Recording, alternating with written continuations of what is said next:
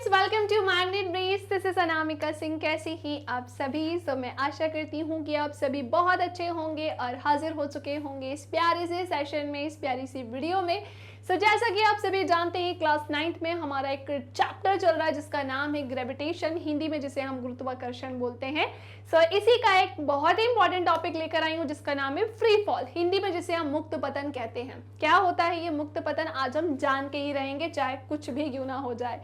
भाई बात कुछ इस प्रकार से है, बात कुछ इस तरीके से है कि इसके पहले वाली वीडियो में हमने गुरुत्वाकर्षण के नियम के बारे में पढ़ा था। बस उसी को आज थोड़ा सा आगे बढ़ाना है। एक टॉपिक है प्यारा सा जहां पर बहुत सारे कॉन्सेप्ट्स आपके क्लियर होने वाले हैं। तो चलिए इसी बात पे स्टार्ट करते हैं आज के इस सेशन को। गुरुत्वाकर्षण, फ्री फॉल, इसे स्टार्ट करने के पहले थोड़ी सी जानकारी देती हूँ मैं आपको हमारे चैनल के बारे में। बहुत ध्यान से सुनिएगा बेटा। यदि आप क्लास 6 से लेकर 12th में किसी भी क्लास में है, magnet brains Hindi medium channel पर आप अपने सब्जेक्ट की क्लासेस अटेंड कर सकते हैं। किसी भी क्लास को देखने के लिए आपको कोई कोर्स बिल्कुल भी परचेस नहीं करना है और ना ही किसी तरह की कोई पेमेंट करनी है, क्योंकि मैग्नेट ब्रेन्स प्रोवाइड कराता है क्वालिटी एजुकेशन, वो भी बिल्कुल फ्री ऑफ कॉस्ट। इसी के साथ मैं आपको बताना चाहती हूँ कि हम 5 स्टेट बोर्ड्स कवर कराते हैं, जैसे UP board, Bihar board, MP board, Rajasthan board, Delhi board, और जितनी भी चीज़ें हम कवर कराते हैं वो सब अरेंज फॉर्मेट में होती है, जहाँ बेसिक से लेकर एडवांस लेवल तक हम लेकर चलते हैं और आपके सारे डाउट्स करते हैं सॉल्व। अब बात आती है कि मैम जो आप हमें पढ़ाते हैं और जो आप हमें पढ़ा चुके हैं, इस सब के नोट्स हमें कहाँ से मिलेंगे? नोट्स की लिंक बेटा आपको नीचे मिलेगी डिस्क्रिप्शन बॉक्स में, वहाँ से आप ई नोट्स और ई बुक सारी चीज़ें अच्छे से डाउनलोड कर सकते हैं। ओके, तो स्टार्ट करें फिर हम फ्री फॉल, मुक्त पतन को। तो चलिए, और हाँ, हमारा एक इंग्लिश मीडियम चैनल भी है। यदि आप इंग्लिश में स्टडी करना चाहते हैं तो आप हमारे इंग्लिश मीडियम चैनल से कर सकते हैं, जहाँ केजी से लेकर क्लास 12 तक की क्लासेस होती हैं। ओके, तो देखो भाई, एक्सेलरेशन ड्यू टू ग्रेविटी, गुरुत्व के कारण त्वरण ही हम यहाँ पर पढ़ेंगे। सबसे पहले तो मैं आपको ये बताना चाहती हूँ भाई कि बेटा जो ग्रेविटेशन होता है, गुरुत्वाकर्षण, जहाँ एक ऑब्जेक्ट जो है भैया वो दूसरे ऑब्जेक्ट को अपनी तरफ अट्रैक्ट करता है, आकर्षित करता है, और इनके बीच में कोई ना कोई डिस्टेंस यानी कि क्या होती है बेटा, दूरी भी होती है। और ऐसा किसके कारण होता है? ग्रेविटेशन के कारण होता है। किसके कारण होता है? ग्रेविटेशन, गुरुत्वाकर्षण के कारण ऐसा होता है। और इनके बीच में काम क्या करता है? गुरुत्वाकर्षण बल काम करता है। क्या काम करता है इनके बीच में? ग्रेविटेशनल फोर्स, गुरुत्वाकर्षण बल काम करता है। समझ पाए कि नहीं समझ पाए? इनके बीच में ग्रेविटेशनल फोर्स, गुरुत्वाकर्षण बल काम करता है। अब अगर मैं आपसे बोलूं कि ये स्टाइलस है, मैंने इसे लिया, मैंने छोड़ा, ये धरती की तरफ ही गिरा, फ्री फॉल, मुक्त पतन।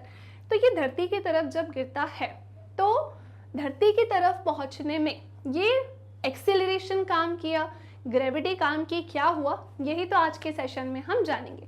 लास्ट क्लास में मैंने आपको कैपिटल जी के बारे में बताया था कि भैया कैपिटल जी क्या होता है। आपको कुछ याद आ रहा है? मैंने आपको बताया था, हमने जाना था कि भैया एक, अगर हम बात करते हैं, जो फोर्स है वो प्रोपोर्शनल होता है m1 मल्टीप्लाई m2 के। एक इक्वेशन हमने यहाँ ले ली थी बेटा, और हमने बोला था कि ये इन्वर्सली प्रोपोर्शनल होता है इनके द्वारा तय की गई दूरी के स्क्वायर के। फिर मैंने आपसे क्या कहा था कि भाई फर्स्ट को ले लो और सेकंड को ले लो, है ना। शॉर्ट में आपको एक्सप्लेन कर रही हूँ क्योंकि इसी से रिलेटेड एक कहानी मुझे आपको बतानी है। फिर मैंने आपसे क्या कहा था, जो फोर्स है भैया वो प्रोपोर्शनल हो जाएगा m1 m2 अपॉन में क्या हो जाएगा, d का स्क्वायर, राइट। ये चीज़ हमने जानी थी। अब क्या होता है ना बेटा, हमने जाना था इसको हटाना है, तो हमने यहाँ पर capital G m1 m2 upon में क्या कर दिया था बेटा, d स्क्वायर।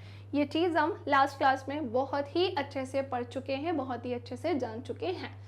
अब बात आती है कि मैम एक बात बताइए, यहाँ से हम क्या स्मॉल जी कैसे फाइंड कर सकते हैं? तो मैं आपको सिखाती हूँ। एक्सेलरेशन ड्यू टू ग्रेविटी क्या होती है ये मैं आपको सिखाती हूँ, ठीक है। एक्सेलरेशन ड्यू टू ग्रेविटी यानी कि बेटा गुरुत्व के कारण त्वरण, ठीक है, यानी कि बेटा गुरुत्व के कारण त्वरण, गुरुत्व के कारण त्वरण, ये मैं आपको अभी सिखाती हूँ। एक्सेलरेशन ड्यू टू ग्रेविटी, गुरुत्व के कारण त्वरण क्या होता है बताती हूँ। देखो, मान लेते हैं कि यहाँ पर ये क्या है भैया, अर्थ है, ठीक है, मान लेते हैं कि ये क्या है, अर्थ है, और यहाँ पर जो है भाई कोई व्यक्ति खड़ा हुआ है। हम रहते कहाँ है बेटा, तो हम रहते हैं अर्थ के सरफेस पर।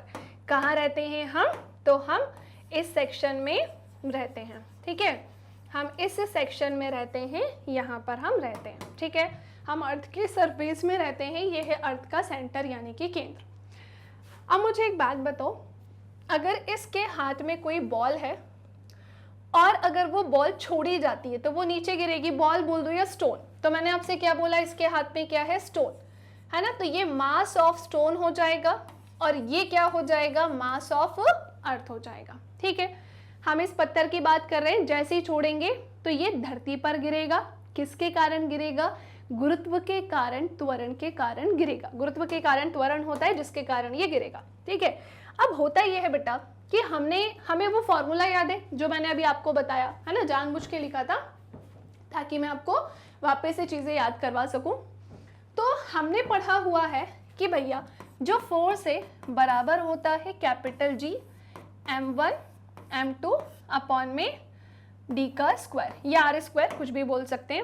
अब होता क्या है भैया, तो अब होता ये है कि जो ये F है ना, किसकी बात चल रही है, इस F की अगर मैं बात करूं तो इसका फॉर्मूला होता है, फोर्स का फॉर्मूला होता है मास मल्टीप्लाई एक्सीलरेशन, राइट, यही होता है, ठीक है।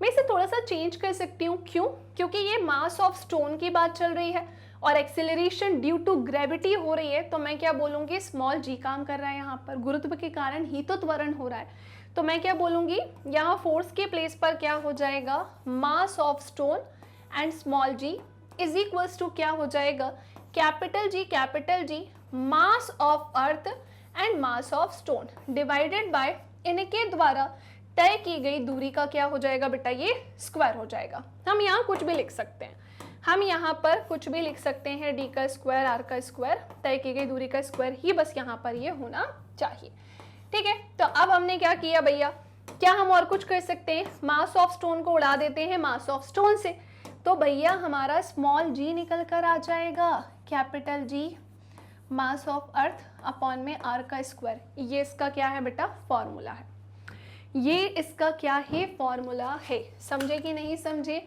ध्यान रखना, जानबूझ के मैंने आपको ये कहानी अभी एक्सप्लेन की है।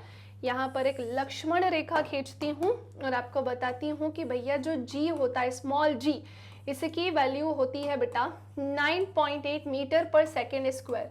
अभी मैं आपको बताऊंगी कि ये जो स्मॉल g है, ये 9.8 मीटर पर सेकेंड स्क्वायर एक्चुअली में आई कैसे ये वैल्यू, और स्मॉल g हर एक सेकंड में अपनी वैल्यू को चेंज करता है, घटता बढ़ता रहता है, कैसे अभी मैं आपको बताऊंगी, ठीक है।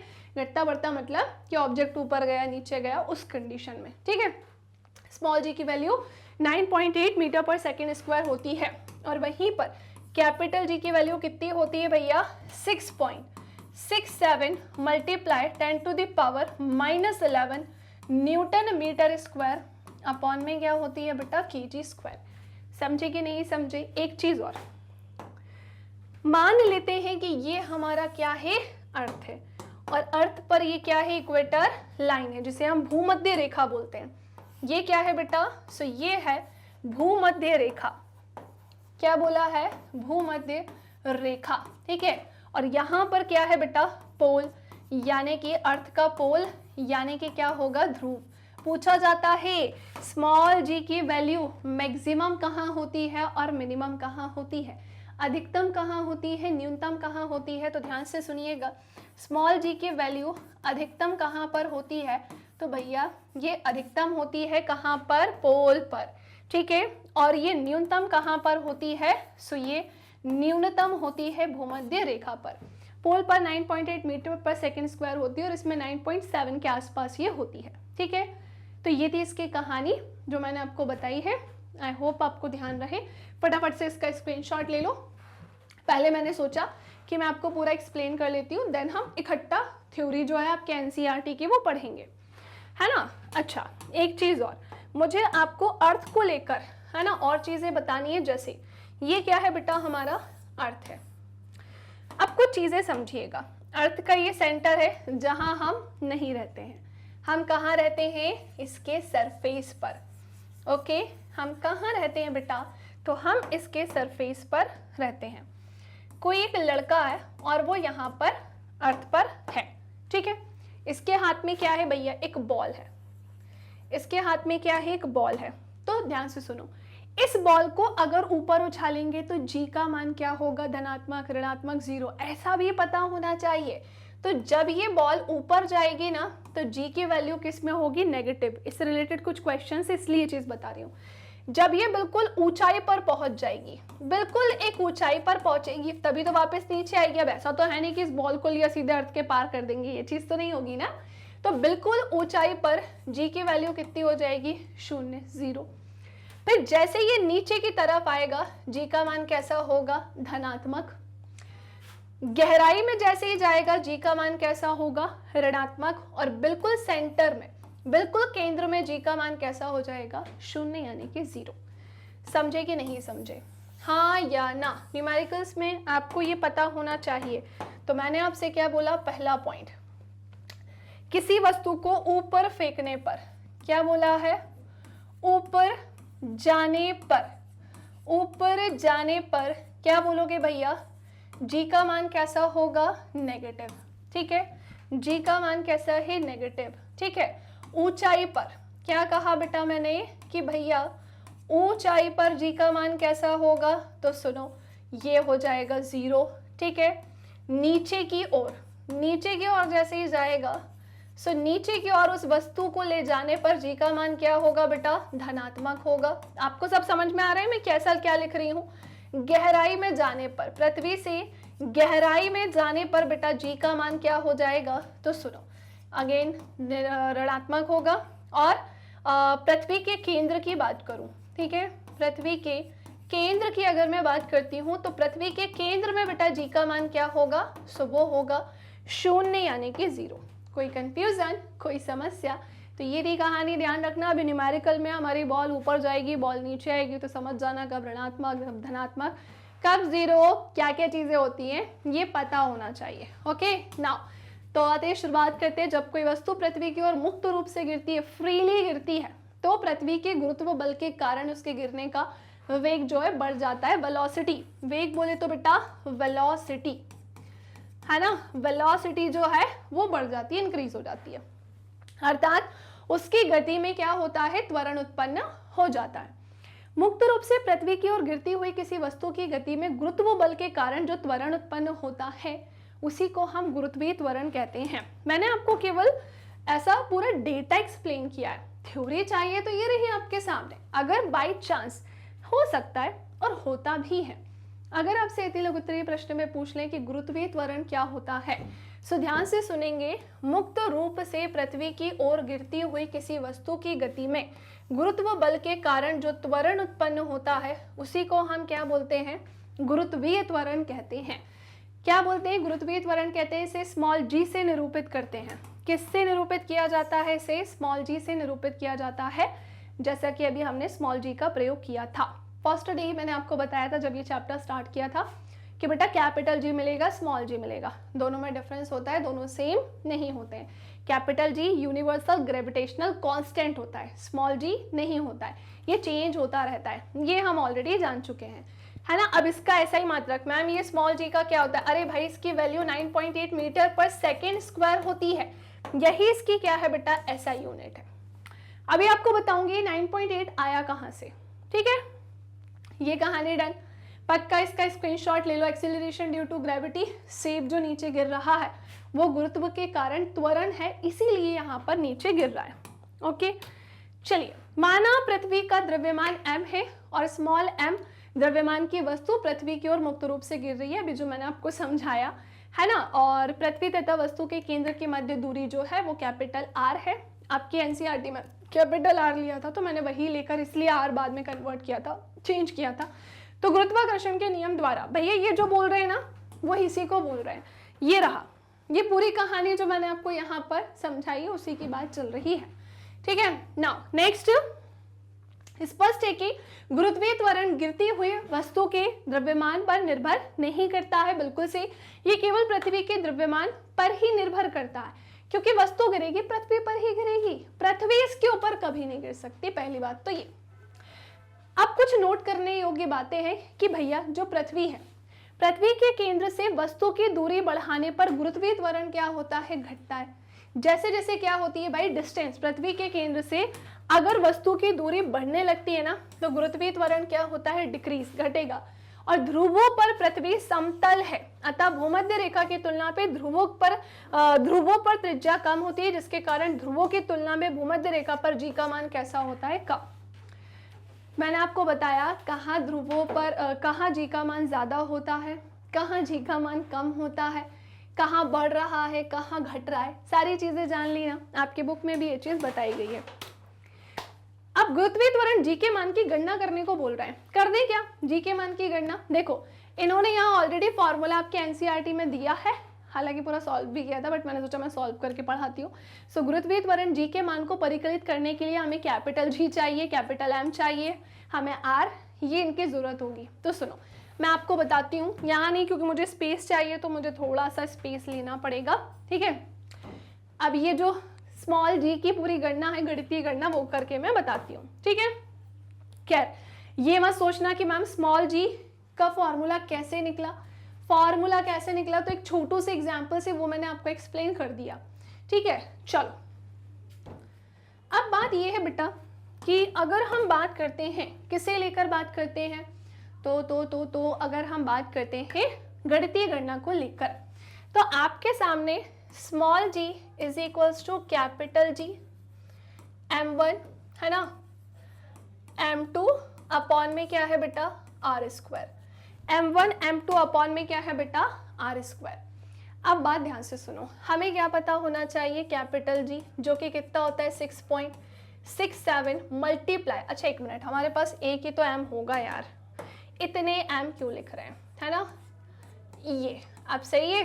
चलो तो हमने क्या देखा, 6.67 multiply 10 to the power -11 newton metre square upon में क्या हो जाएगा Changu Mangu, KG square, newton metre square upon में KG square. Ma'am capital M हमारा क्या होगा, तो ध्यान से सुनो, 6 multiply 10 to the power 24 kilogram होगा, ठीक है।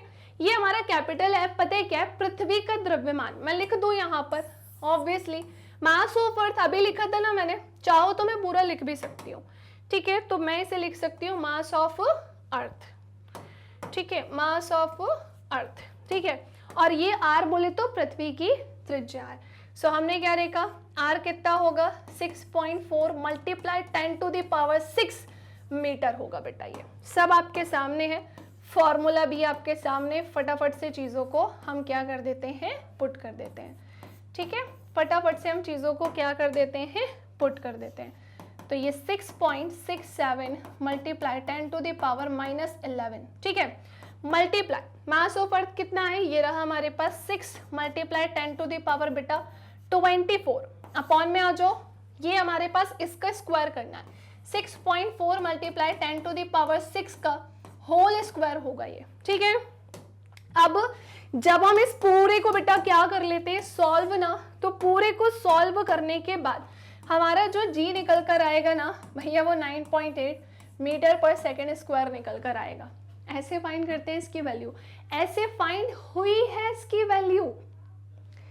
तो ये तो तुम्हें पता होना चाहिए, थोड़ा सा याद होना चाहिए, बाकी मैंने कैसे क्या करना होता है। बाई चांस अगर आपसे स्मॉल जी की गणितीय गणना करने को आ जाती है तो भाई इतना कर देना, बच जाओगे, अच्छा स्कोर कर लोगे, ठीक है। स्क्रीनशॉट ले लो फटाफट से, ठीक है। ये सेब जो गिर रहा है यहाँ पर हमने जान लिया। मुक्त पतन के लिए गति के समीकरण लिखने भाई, है ना, equations of motion for free fall. So एक समान त्वरित गति के लिए गति के 3 समीकरणों को हम पहले ही व्युत्पन्न कर चुके हैं। गति के 3 समीकरण होते हैं, अभी आपको वापस से याद दिला दूंगी। अगर आप मोशन चैप्टर ही भूल गए हो, गति चैप्टर ही भूल गए हो, तो मैं वापस से याद दिला दूंगी, है ना। सो एक समान त्वरित गति के लिए गति के 3 समीकरणों को हम पहले ही व्युत्पन्न कर चुके हैं। सो जब किसी वस्तु का मुक्त पतन होता है, मुक्त पतन बोले तो बेटा क्या होता है, फ्री फॉल होता है, फ्री फॉल होता है तो इसमें भी एक समान त्वरण या गुरुत्वीय त्वरण नीचे की ओर काम करता है। तीनों के गति के तीनों समीकरणों को मुक्त पतन हो रही वस्तु के समीकरण के रूप में हमें प्रयुक्त करके बताना है। तो ये आप तब कर पाओगे जब आपको वो 3 समीकरण याद होंगे, तभी हम उसे फ्री फॉल में कन्वर्ट कर सकते हैं। ठीक है, चलो मैं आपको याद दिलाती हूँ। चलो यहाँ पर आ रहे हैं गति के समीकरण। ठीक है, गति के समीकरण, गति के समीकरण। ओके, चलो गति के समीकरण ये हमारे क्या होंगे, गति के समीकरण। अब हमें नेक्स्ट क्या जानना है, मुक्त पतन के लिए गति के समीकरण। ओके भाई लिख दो, मुक्त पतन के लिए गति के समीकरण, के लिए गति के समीकरण, मुक्त पतन के लिए गति के समीकरण। ओके, चलिए तो पहली बात तो भाई आपको याद है गति का समीकरण हमसे क्या बोलता है। गति का पहला समीकरण, मैं आपको लॉज याद नहीं करा रही हूँ, सिंपली आपको कह रही हूँ इक्वेशन बता दो। ठीक है, सो सुनो, गति का पहला समीकरण, फर्स्ट इक्वेशन ऐसे लिख दूं और सेकंड के लिए ऐसा लिख दूं सेकंड इक्वेशन, और थर्ड के लिए ऐसा लिख दूं थर्ड इक्वेशन। ठीक है, थर्ड इक्वेशन है ना। अब तीनों को हम एक एक करके समझते हैं। पहला समीकरण क्या बोलता है भैया, v is equals to U plus क्या हो जाएगा बेटा AT, फिर s is equals to U T plus क्या हो जाएगा half AT square, v square minus U square is equals to क्या होगा भैया 2as। समझे कि नहीं समझे, हाँ या ना, जल्दी से बोलो। क्या ये कहानी आप सभी के समझ में आई? क्या ये पूरी बात आप सबको क्लियर हुई? हाँ या ना, जल्दी बोलेंगे बेटा। तो भाई बात है इसे फ्री फॉल में कैसे लेके चलेंगे। तो सुनो, सबसे पहले तो मैं यहाँ पर लिख रही हूँ फर्स्ट इक्वेशन, फिर मैं क्या लिख रही हूँ सेकेंड इक्वेशन, फिर मैं क्या लिख रही हूँ बेटा थर्ड इक्वेशन। ठीक है, अब हमने क्या देखा, जो हमारी फर्स्ट इक्वेशन है वो क्या है भाई, v is equals to U plus AT। तो सुनो, एक्सीलरेशन ड्यू टू ग्रेविटी, यहाँ पर g आ जाएगा, स्मॉल g एक्सीलरेशन। ठीक है, ऐसे ही यहाँ पर क्या होगा भैया, s is equals to U T plus half GT square होगा, और यहाँ पर s की जगह पर h आ जाएगा। ऐसे ही v square minus U square is equals to बेटा क्या होगा 2GH होगा। ठीक है, इसका स्क्रीनशॉट ले लो जल्दी से।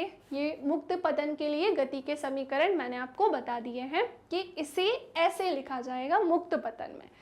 ठीक है, चलो अब इससे रिलेटेड कुछ न्यूमेरिकल्स भी तो सॉल्व करना बनता ही है, बट पहले सुनते हैं मुक्त पतन के लिए गति का समीकरण क्या कहता है। एक बार रिवाइज करते हैं इसको। एक समान त्वरित गति के लिए गति के 3 समीकरणों को हम पहले ही व्युत्पन्न कर चुके हैं, जी हाँ। और जब किसी वस्तु का मुक्त पतन होता है यानी उसे फ्री फॉल किया जाता है, गिराया जाता है, तो इसमें भी एक समान त्वरण या गुरुत्वीय त्वरण नीचे की ओर कार्य करता है। अतः गति के तीनों समीकरणों को मुक्त पतन हो रही वस्तु के समीकरण के रूप में निरूपित करते हैं, जो कि मैंने आपको अभी बताया। खैर, ये तो थी कहानी। अब इससे रिलेटेड कुछ एग्जाम्पल्स की तरफ आते हैं जो आपको चैप्टर के बीच में मिलेंगे। सो ये है हमारा एग्जाम्पल 9.2। क्या बोल रहा है कि एक कार किसी कगार से गिरकर 0.5 सेकंड में धरती पर आ गिरती है। परिकलन में सरलता के लिए g डैश का मान 10 मीटर पर सेकंड स्क्वायर लीजिए, और धरती पर टकराते समय कार की चाल क्या होगी ये हमें बोला है, और 0.5 सेकंड के दौरान इसकी औसत चाल क्या होगी, धरती से कगार कितनी ऊंचाई पर है ये भी हमसे बोला है। ठीक है, तो चलो ऐसे हम क्या करते हैं बेटा, सॉल्व। इसे हम करते हैं सॉल्व कि भाई धरती पर टकराते समय कार की चाल क्या होगी। पहली बात तो तुम्हें दिया क्या क्या है, तो जब तुमने इसे सॉल्व किया तो तुम्हें पता चला कि इनिशियल वेलोसिटी प्रारंभिक वेग तुम्हारे पास 0 है। फिर तुम्हें क्या पता चला कि भाई यहाँ पर तो टाइम भी देकर रखा है जो कि क्या है 0.5 सेकेंड। ठीक है, परिकलन में सरलता के लिए तुम्हारे पास g डैश भी देकर रखा है, यानी स्मॉल g ऑब्वियसली देकर रखा है, जो कि है 10 मीटर पर सेकेंड स्क्वायर पर ये एक्सीलरेशन के कारण होगा और ये किस में जाएगा भैया, प्लस में जाएगा। इस चीज़ का ध्यान रखना, क्योंकि अभी मैंने आपको सिखाया था कोई ऑब्जेक्ट है, इसे छोड़ेंगे धरती की तरफ गिरेगा तो जी का मान क्या यहाँ पर होगा, बढ़ता जाएगा। ठीक है, अब हमसे पहली कहानी जो बोली है चलो उसे प्रूव करते हैं। चलो हम उसे फाइंड करते हैं। जैसे सबसे पहले हमसे क्या बोला है, चाल क्या होगी, तो हम यहाँ पर गति का पहला समीकरण लगा देते हैं। ठीक है, और हम यहाँ पर v is equals to U plus A T लगा सकते हैं, बिल्कुल लगा सकते हैं, क्योंकि हमारे पास g ऑलरेडी दिया हुआ है। तो हमने क्या किया है भैया, u हमें नहीं v हमें नहीं पता है, ये हमें 0 पता था। एक्सीलरेशन कितना है भैया, 10 है।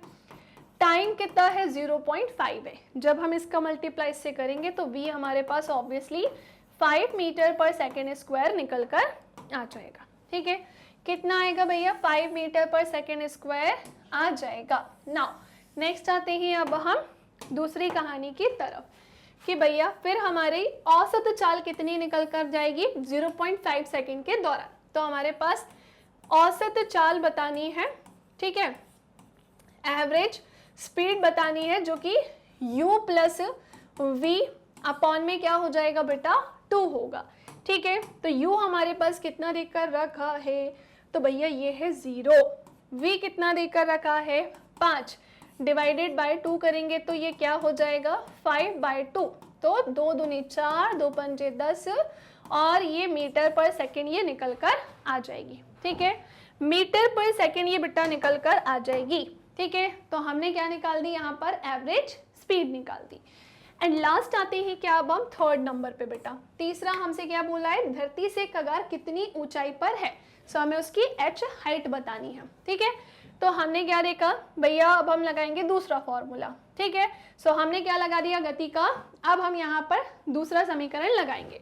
सो s इज इक्वल्स टू हमारा क्या होगा, ut plus half at square होगा।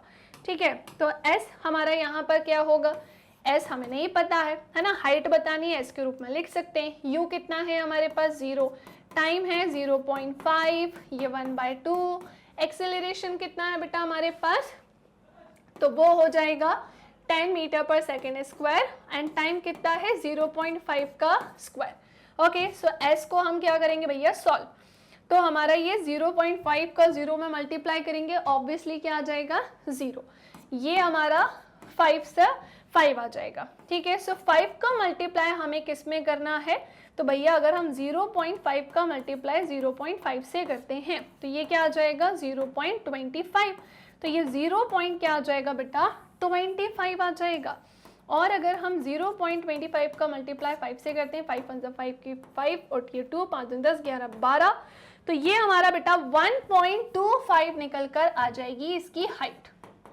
1.25 मीटर इसका क्या आएगा बेटा, करेक्ट आंसर आएगा। ठीक है, समझे कि नहीं समझे, चलो भाई जल्दी से इसका हम क्या ले लेंगे बेटा, स्क्रीनशॉट। फटाफट से इसका एसएस ले लो तो जरा। चलो भाई, सो स्क्रीनशॉट होता है आपका यहाँ पर कंप्लीट। नाउ अब आते हैं हमारे एक और एग्जाम्पल की तरफ, जल्दी से हम इसे करते हैं सॉल्व।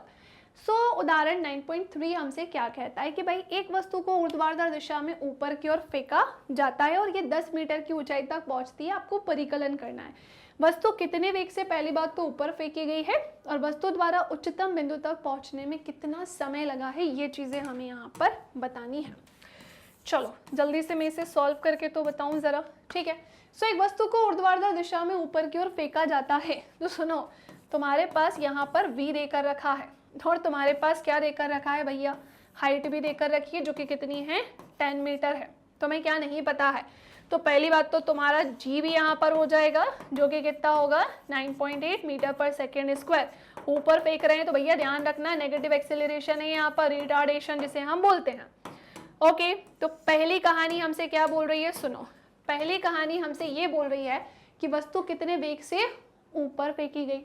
लगा दो formula, v square minus U square, या हम क्या करेंगे यहाँ पे सीधे गति का तीसरा समीकरण लगाएंगे, जो हमसे क्या बोलता है, v square minus U square is equals to 2as। चलो भाई सॉल्व करते हैं इसे हम जल्दी से। v स्क्वायर कितना है हमारे पास, 0 का स्क्वायर। ठीक है, यू स्क्वायर हमको तो पता ही नहीं है, फिर 2 का 2 आ जाएगा। ये हमें कितना देकर रखा है भैया, -9.8 देकर रखा है, ध्यान रखना। ठीक है, कितना देकर रखा है, सो भैया 9.8 हमें देकर यहाँ पर ये रखा है। ठीक है, चलो भाई इसको तो माइनस में लगाओ, ये क्यों अलग चल रहा है। चलो तो अब हमने क्या किया है, ये 9.8 फिर मल्टीप्लाई हमारे पास s कितना है, तो भैया ये हो जाएगा 10। ठीक है, सो 0 का स्क्वायर तो 0 का स्क्वायर रहेगा, ये ऐसा हो जाएगा। और 9.8 का मल्टीप्लाई अगर हम किस में करते हैं, 2 में, तो 8 दूनी 16 की 6 पावर 1, 9 दूनी 18 और ये क्या हो जाएगा 196, 19.6 ये निकल कर आएगा। इसका हम 10 से मल्टीप्लाई करेंगे तो 196 ये निकल कर आ जाएगा। लेकिन ये किस में होगा, माइनस में। अब सुनो, माइनस से माइनस हमने उड़ा दिया, फिर क्या होगा, u हमारा ये अंडर रूट 196 किसका होता है, 14 का होता है, तो ये 14 मीटर पर सेकेंड निकल कर आ जाएगी इसकी इनिशियल वेलोसिटी। क्या ये कैलकुलेशन डन हो गया? ओके, इससे रिलेटेड एक और चीज़ पूछी है, वो भी निकाल दो। पहली चीज़ तो निकल गई, दूसरी क्या बोली है, वस्तु द्वारा उच्चतम बिंदु तक पहुंचने में कितना समय लगा, टाइम कितना लगा। So v is equals to u plus 80 लगा दो अब। ठीक है, अब हमने जब ये किया तो v हमारे पास कितना है, तो ऑब्वियसली वो तो हमें पता था 0 है, u हमारे पास 14 है, एक्सीलरेशन हमारे पास क्या है, -9.8 है। टाइम बेटा हमें यहाँ पर फाइंड करना है। ठीक है, आप सुनो, अब हम करेंगे क्या, तो हम एक काम करते हैं, पहले 14 को यहाँ पर ऐसे ले आते हैं, ये -9.8 हमारा क्या हो जाएगा बेटा, t हो जाएगा। डायरेक्ट माइनस मत कर देना, डायरेक्ट माइनस नहीं हो सकता। अब हमने क्या किया है, माइनस में तो टाइम नहीं निकल सकता ऑब्वियसली, इस 14 अपॉन में क्या करेंगे 9.8 करेंगे, फिर ये इससे इसको क्या कर देंगे डिवाइड, तो लगभग 1.4 सेकेंड के आसपास ये निकल कर आएगा और यही इसका क्या होगा बेटा, करेक्ट आंसर होगा। लगभग 1.4 सेकेंड के आसपास ये निकल के आएगा और यही इसका करेक्ट आंसर है। डिवाइड करने पे आपको पता चल जाएगा, एक बार आप ट्राई कर सकते हैं। सो ये था हमारा एग्जाम्पल 9.8 जो मैंने आपको यहाँ पर अच्छे से सॉल्व करके बता दिया। ठीक है, ओके। सो आते हैं अब हम हमारी दो छोटी छोटी सी एक्टिविटीज़ हैं उसकी तरफ। पहली एक्टिविटी है कि आपको एक पत्थर लेना है और इसे ऊपर की ओर फेंकना है, एक निश्चित ऊंचाई तक पहुंचता है और तब नीचे गिरने लगता है। बिल्कुल ऐसा होता है, हम एक पत्थर को लेंगे, ऊपर फेंकेंगे, नीचे आएगा, मतलब ऊपर फेंकेंगे, एक निश्चित ऊंचाई पर पहुंचेगा और फिर नीचे गिरने लगता है। आप मुझे एक बात बताइए, ये पूरी कहानी जो होती है यहाँ पर क्या काम करता है, एक्सीलरेशन ड्यू टू ग्रेविटी। क्या काम कर रहा है, एक्सीलरेशन ड्यू टू ग्रेविटी के कारण ऐसा हो रहा है, यानी कि बेटा गुरुत्व के कारण त्वरण यहाँ पर काम कर रहा है। किसके कारण, गुरुत्व के कारण यहाँ पर त्वरण जो है बेटा वो काम कर रहा है। ठीक है, गुरुत्व के कारण त्वरण यहाँ पर काम कर रहा है। जैसे ही हम ऑब्जेक्ट को ऊपर की तरफ फेंकते हैं, मैंने आपको जस्ट अभी बताया है ना, कि जैसे ही हम ऑब्जेक्ट को क्या करते हैं, ऊपर की तरफ फेंकते हैं, तो यहाँ पर जी का मान कैसा होता है, ऋणात्मक। बिल्कुल ऊंचाई पर जाएगा तो कैसा होगा, जी का मान 0, है ना। और फिर जब वो नीचे की तरफ आता है तो जी का मान कैसा होता है, धनात्मक। ठीक है, ये पूरी प्रोसेस चलती है, ये पूरा इस प्रकार से होता है। एक और एक्टिविटी से रिलेटेड है, कागज की एक शीट तथा एक पत्थर लेने को बोल रहे हैं, दोनों को किसी इमारत की पहली मंजिल से एक साथ गिराने को बोल रहे हैं। क्या दोनों धरती पर एक साथ पहुंचेंगे, असंभव है। आपने एक कागज की शीट ली है और एक पत्थर लिया है, ऑब्वियसली पहले क्या गिरेगा, पत्थर ही गिरेगा। हम देखते हैं कि कागज धरती पर पत्थर की अपेक्षा कुछ देर से पहुंचता है, ऑब्वियसली पत्थर पहले पहुंचेगा। ऐसा वायु के प्रतिरोध के कारण होता है। गिरती हुई गतिशील वस्तुओं पर घर्षण के कारण वायु प्रतिरोध जो है रेसिस्टेंस लगाती है और कागज पर लगने वाला वायु का प्रतिरोध जो है वो पत्थर पर लगने वाले प्रतिरोध से ज्यादा होता है। इस प्रयोग को यदि हम कांच के जार में करें जिससे हवा निकाल दी गई हो, तो कागज तथा पत्थर एक ही दर से क्या होंगे, नीचे गिरेंगे। अगर हम इसका ऐसा प्रयोग किस पर करते हैं, ध्यान से सुनना, ये हमने नॉर्मल एयर में किया है, लेकिन इस प्रयोग को यदि हम कांच के जार में करें जिससे हवा निकाल गई हो, निर्वात में, वैक्यूम में अगर हम प्रयोग करते हैं तो फिर दोनों समान ऊंचाई से गिरेंगे। इस बात का ध्यान रखना। दैट्स इट, बस यही था यहाँ पर। उम्मीद करती हूँ कि सब कुछ अच्छे से क्लियर हो गया होगा, सब कुछ अच्छे से समझ में आ गया होगा। वीडियो को लाइक नहीं किया है तो लाइक कर दीजिएगा, शेयर नहीं किया है तो शेयर कर दीजिएगा और चैनल को सब्सक्राइब करना नहीं भूलिएगा। मैग्नेट बीन्स के कुछ अदर प्लेटफॉर्म्स भी हैं जैसे Facebook, Instagram, Twitter, Telegram, WhatsApp. E notes और ई बुक की लिंक आपको नीचे मिलेगी डिस्क्रिप्शन बॉक्स में। और ये है हमारे हिंदी इंग्लिश मीडियम के top courses, CBSE board, Delhi board, Bihar board, UP board, MP board, Rajasthan board, Vedic maths crash course, spoken English.